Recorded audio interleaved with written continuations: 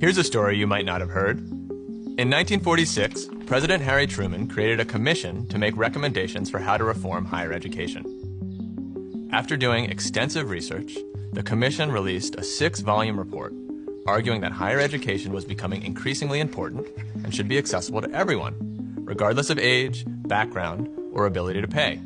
As a first step, the Truman Commission proposed making freshman and sophomore year of college totally free at public universities.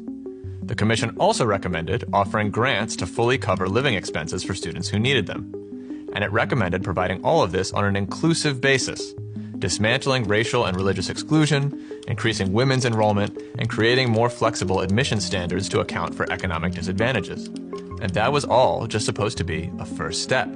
How did they propose to pay for this? The commission found that the phenomenal increases in productivity per worker from technology would generate enough social surplus to support education at all levels far more adequately in the future than we could in the past. That is, so long as we made education a collective priority. And then, Congress implemented the commission's recommendations, and college has been affordable to everybody who wants to attend ever since. Okay, that last part isn't true.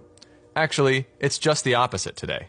America is drowning in student debt, $1.7 trillion of it, and growing. It's hard to imagine a presidential commission making the types of recommendations that the Truman Commission did, even though we live in a much wealthier, more integrated, and more technologically advanced society. What happened? Well, the Truman Commission was right that productivity would continue to increase, but we did not make education a collective priority. Or, more accurately, political elites who were worried that too much education would lead to too much equality didn't make it a priority. So, the growing wealth created by increased productivity went toward making the rich richer and not into educating more people. To see how this happened, we have to go back to the end of the Second World War. That was the first time many middle-class people started to go to college. Because of a federal law called the GI Bill, veterans, a huge percentage of the population back then, could even attend college for free. Because of state-level commitments to education, public college was cheap and accessible for massive numbers of people beyond veterans too.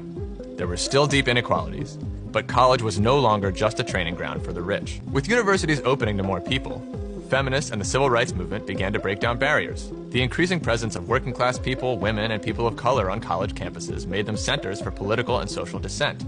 Debate and activism became part of college life. Soon there was a backlash. Some politicians thought this was too much free speech from the wrong type of people. They wanted to return to the old system. A candidate for California governor named Ronald Reagan started attacking people he called campus radicals.